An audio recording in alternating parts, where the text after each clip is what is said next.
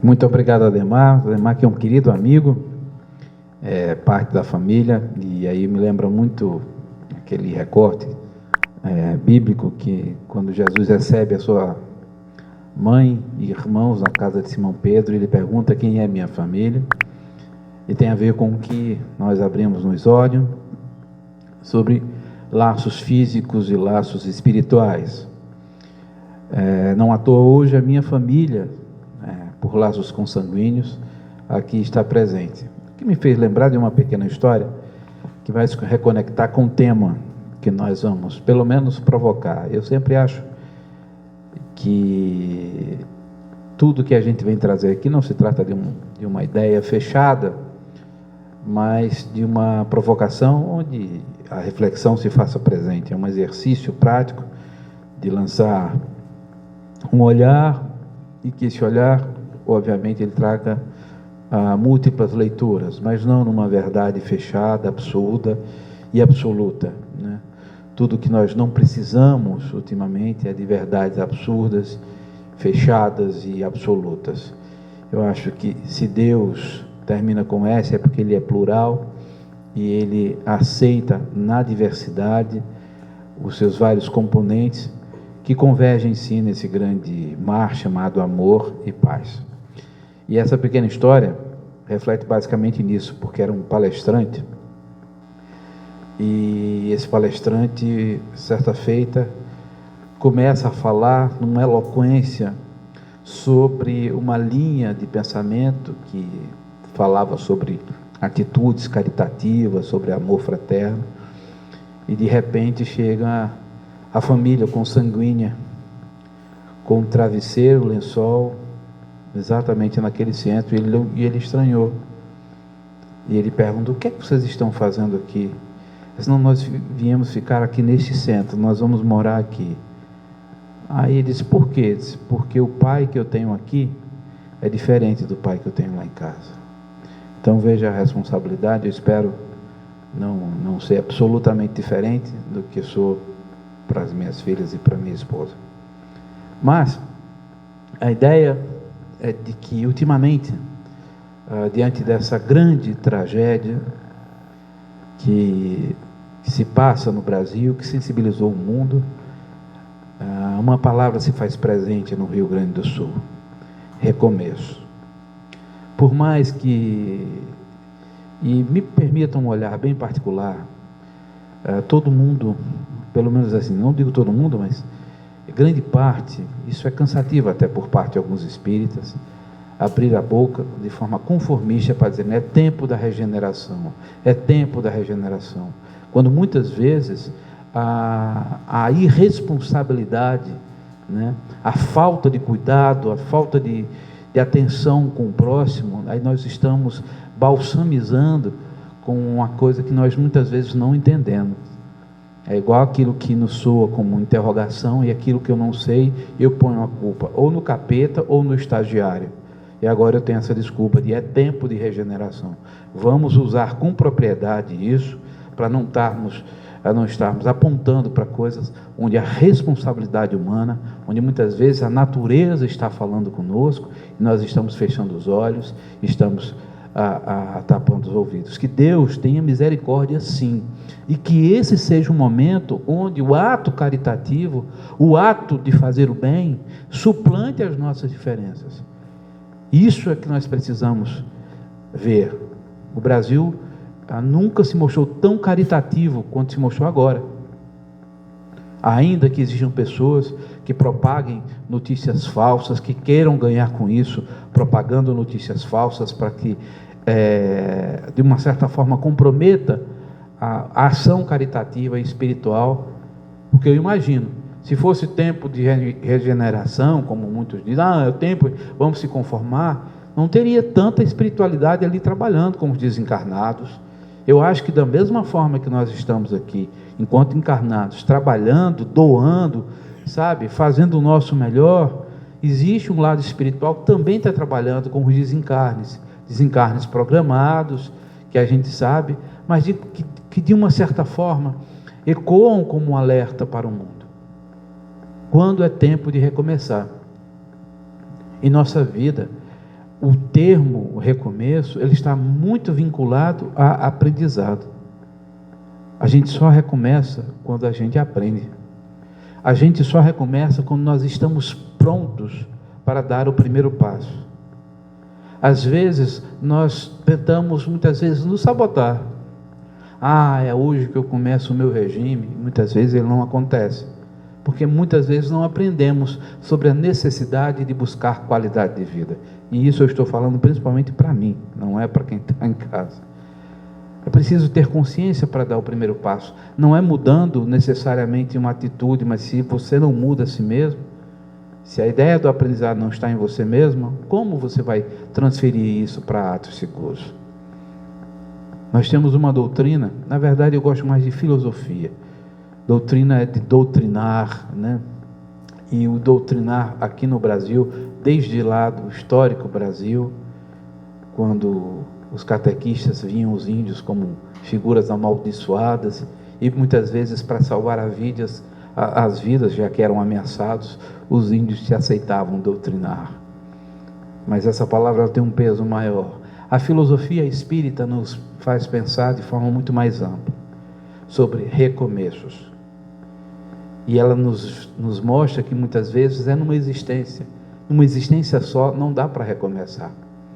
A pluralidade das vidas, veja o quão rico é a filosofia espírita.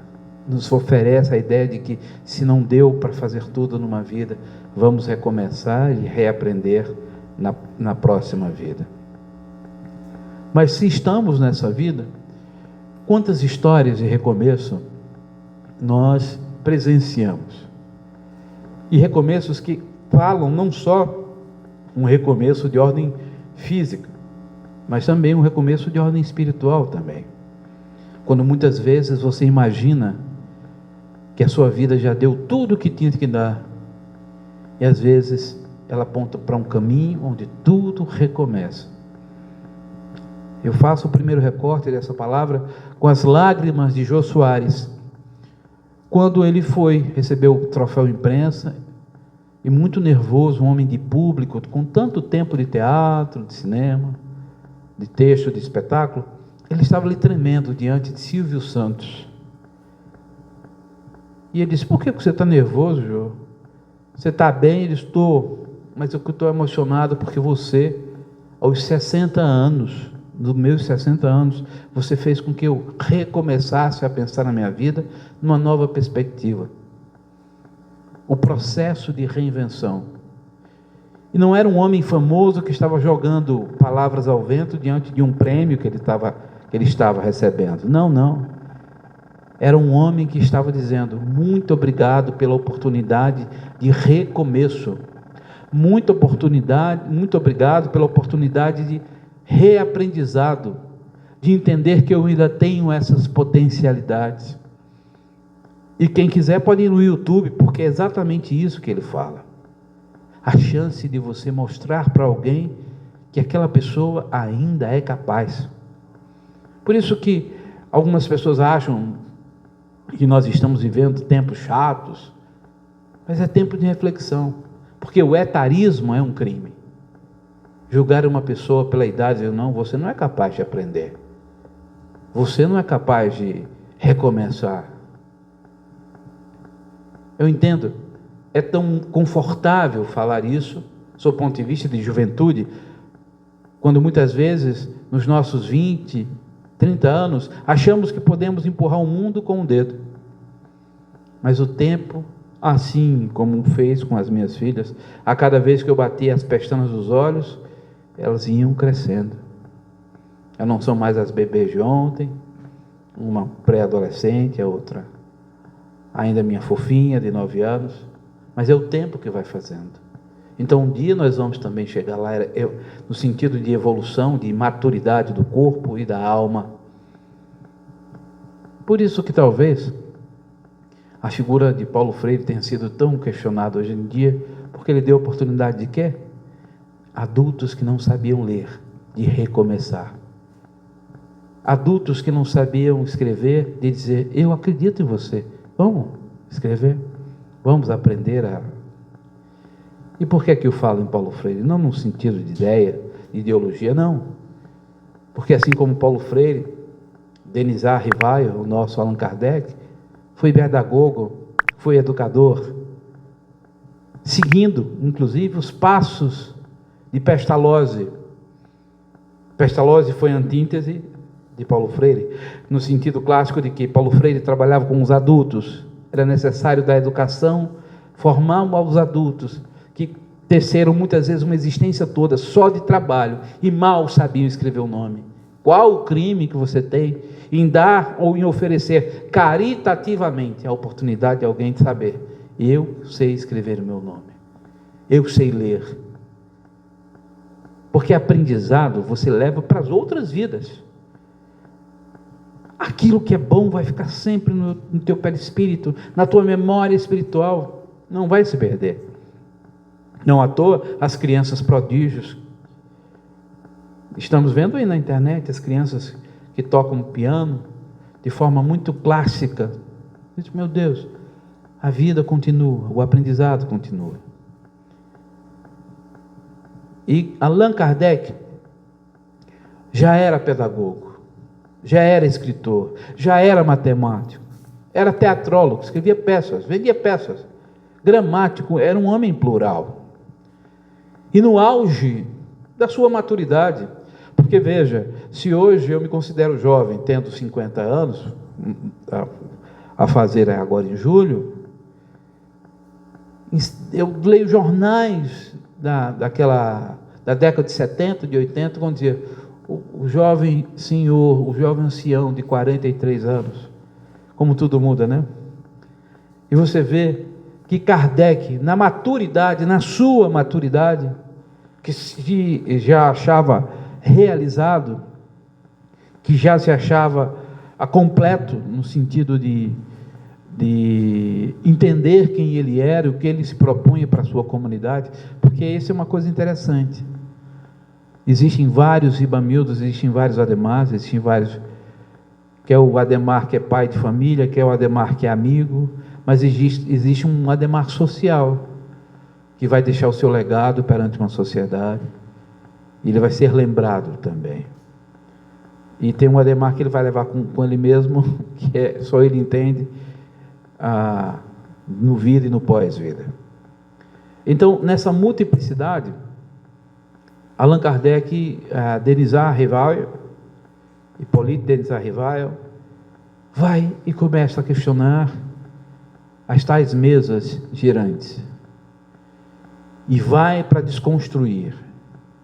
E eu peço, quem não leu a biografia Allan Kardec, não se confia no filme, vai no livro Marcel Souto-Maior, porque aí é uma coisa que eu questiono para os meus. Eu desconfio muito de espírita que fala de espírita, que a tendência é só jogar confete, não é assim? Muito bem. Porque de todos os filmes com a temática espírita, eu gosto mais do Chico Xavier, abrindo um parêntese. Porque o Chico Xavier, o filme, foi dirigido por um não espírita. Então ele tinha a condição de se afastar criticamente e fazer uma leitura sobre quem foi Chico, e nos identificamos de forma muito mais verdadeira. Imagina alguém só jogando. Então, essa é apenas uma observação que eu faço. O livro Allan Kardec, ele tem a tendência de ser muito mais fiel à essência do Kardec do que necessariamente o filme. Porque no livro você vê um cara destinado a questionar, destinado a perguntar, destinado a desconstruir aquilo que as pessoas estavam absolutamente apaixonadas, porque desde a origem da humanidade nós somos apaixonados pelo fantástico, pelo extraordinário. Muito recentemente, só abrindo parênteses, foi comprovado que uma história que rodou as redes sociais, de uma criança que pede: moço, pega aquela boneca nas enchentes do rio. Isso, você vai e pesquisa, 2 agências foram em busca. Aquela história nunca existiu. Nunca existiu. Elas foram exatamente em busca daquele senhor que contou a primeira narrativa. Mas por que nós nos afeiçoamos tanto a essa narrativa? Já que, questionado, o senhor disse: não, eu não bati foto.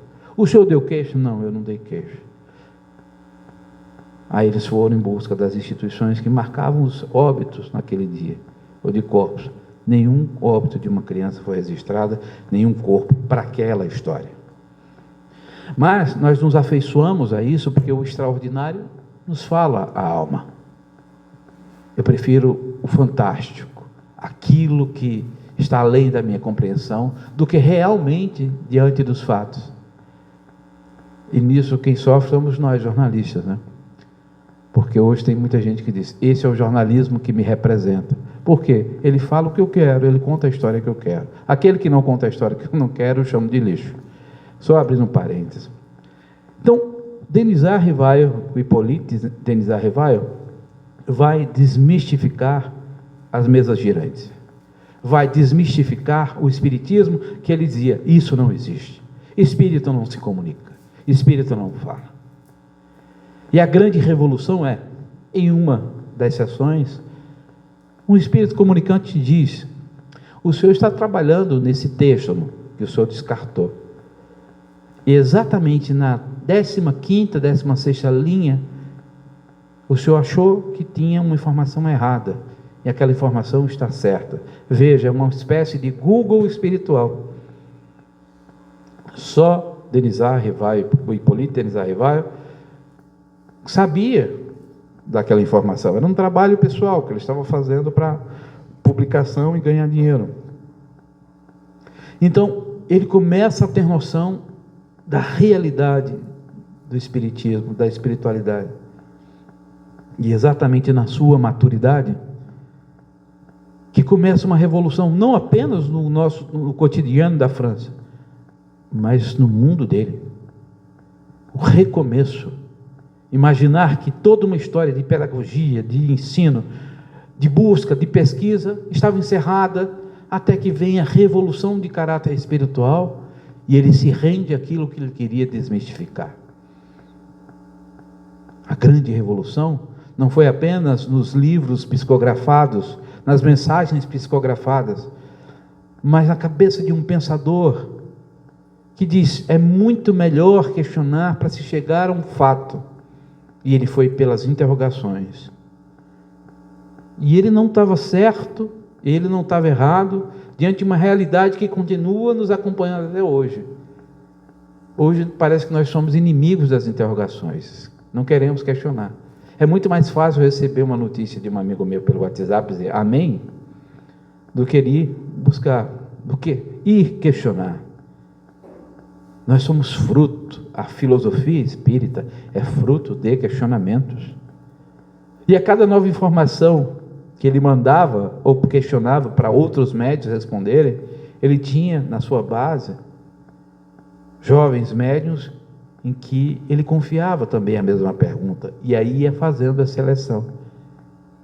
Ou seja, a fidedignidade do que temos hoje na codificação passou pelo apuro de prática científica não no sentido clássico, mas a ideia de questionar. Eu preciso contrapor. Tanto é que poderia até ser força de mito, mas não é. A ideia de que no dia que a ciência se divergir do espiritismo, siga a ciência. Isso é ter segurança. Mas veja, a ideia do recomeço. Quantos de nós achamos que a nossa vida está concluída aos 30, aos 40?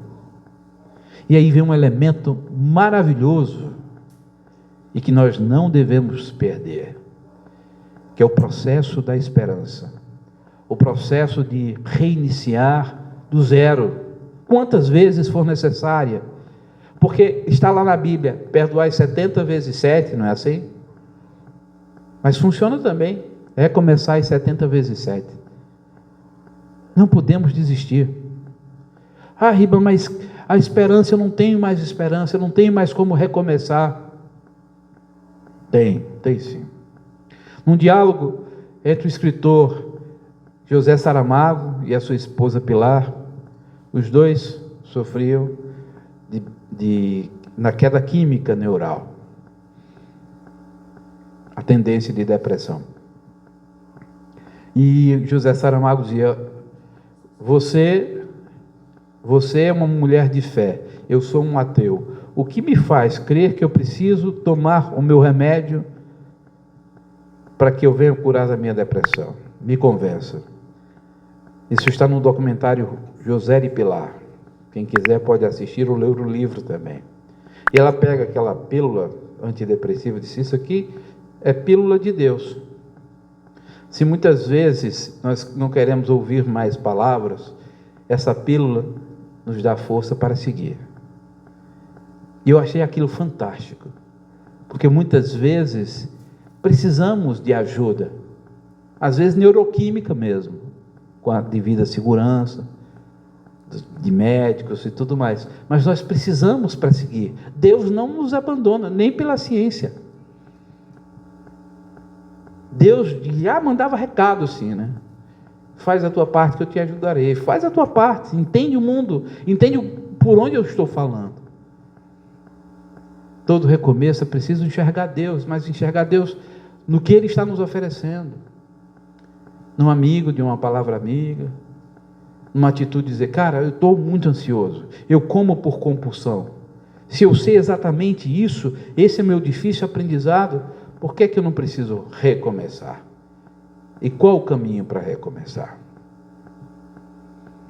Eu tenho um amigo, ele é palmeirense.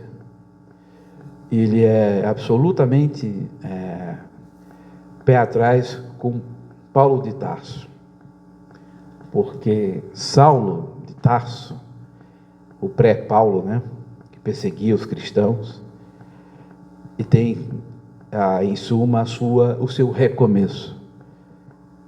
Quando tocado pela mensagem do Deus maior, ele tem tanta vergonha do passado e vira Paulo de Tarso.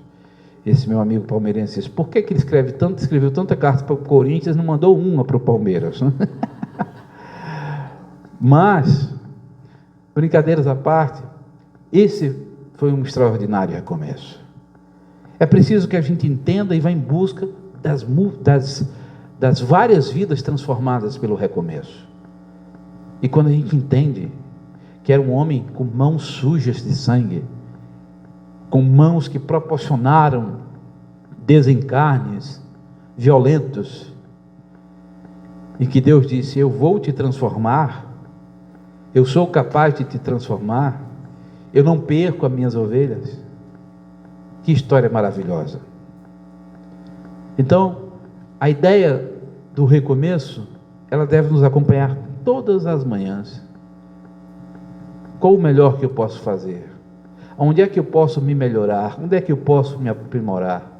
No exemplo de Paulo de Tarso, no exemplo de São Francisco de Assis, que achava que era preciso reconstruir uma igreja física até entender que era reconstruir uma igreja de caráter espiritual.